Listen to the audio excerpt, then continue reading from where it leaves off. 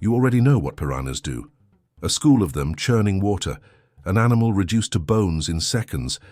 That image has been in your head probably since childhood, and it is not entirely made up. Piranhas are genuinely capable of that. The part that is wrong is what you think triggers it. That frenzy is not their default state. It is not what happens when something large enters the water. It is not a hunting strategy. It is what happens when piranhas are starved for days and then confined with a weakened animal in a space they cannot escape, which is exactly what a Brazilian expedition staged for Theodore Roosevelt in 1913, so he would have something to write about. He published it as natural behavior. The whole world read it. That is the only reason you picture what you picture. The actual animal spends most of its life scavenging carcasses, eating seeds, and dispersing the moment something large comes near. What you have been afraid of is a demonstration, not a species. So what does actually trigger that behavior? A real piranha feeding frenzy in the wild requires several conditions to occur at the same time, and they rarely do. You need extreme drought, severely depleted food supply, and a trapped or already dead large animal. During dry season, river water recedes. Piranhas that were spread across kilometers of river suddenly find themselves concentrated in shrinking pools with a fraction of the available prey. That is the pressure that produces frenzied feeding, not aggression, not instinct toward large animals, but scarcity so severe the animals are essentially starving. Outside of those conditions, piranha schools do the opposite of attack. They scatter when something large enters the water. Studies conducted in the Pantanal and across Amazonian river systems have documented piranha schools dispersing in the presence of large vertebrates. The churning water is a stress response to confinement and starvation. It is not a hunting strategy. What piranhas actually do, most of the time, is scavenge.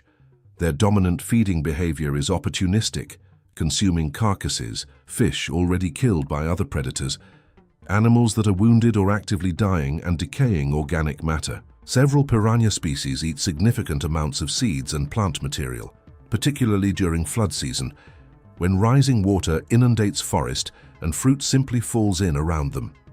There is also a behavior called fin nipping, where a piranha bites the fin off a living fish and then leaves.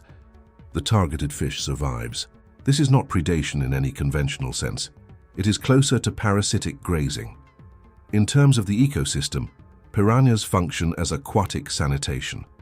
They remove diseased tissue, clear dead matter, and eliminate weak individuals from fish populations. This accelerates nutrient cycling and suppresses the spread of infection.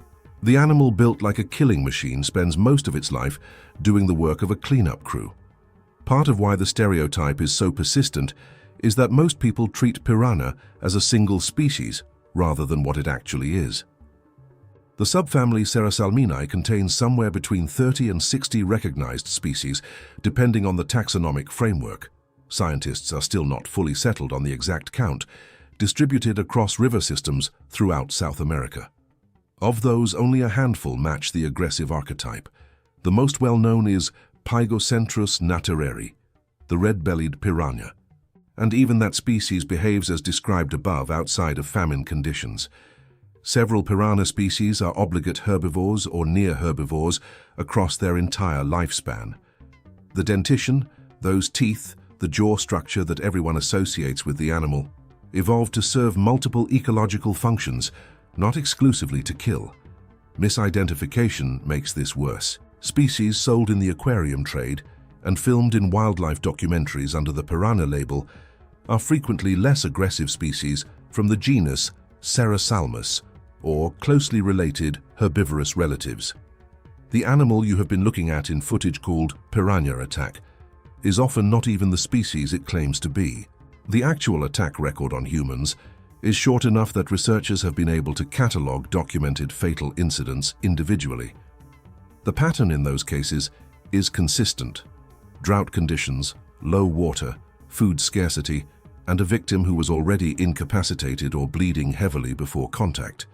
Non-fatal bites are more common, but the majority are single contact events, exploratory, then retreat. A piranha bite produces a clean wound, and then the animal is gone. It does not pursue.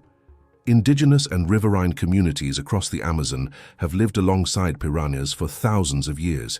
People bathe in that water. They fish from it.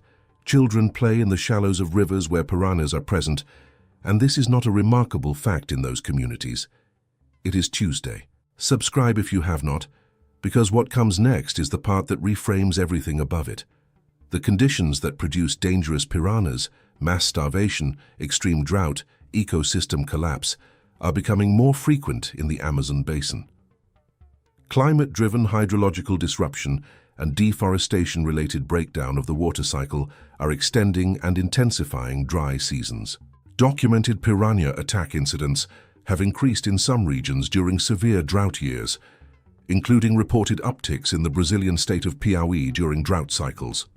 And this is where the entire thing turns. The creature that people fear is not the baseline animal. It is the animal under ecological emergency. The frenzy, the churning water, the bones. That is a distress signal wearing teeth. The dangerous piranha does not indicate a thriving, hostile wilderness. It indicates a damaged one. The monster is a symptom. The fear was always pointed in the wrong direction. Piranhas are not a predator you need to be afraid of under normal conditions. They are an indicator species, an animal whose behavior shifts measurably when the environment around it degrades. Roosevelt's expedition did not invent the piranha. It invented a version of the piranha that made it harder to see what the real animal is actually telling us about the health of the world it lives in. Right now, somewhere in the Amazon, children are swimming in water full of piranhas, and nothing is happening. The only place those piranhas become monsters is in an environment so broken that the animals themselves have no other option. Thanks for watching. If this changed how you think about it, hit like. It genuinely helps, and click the video on screen right now.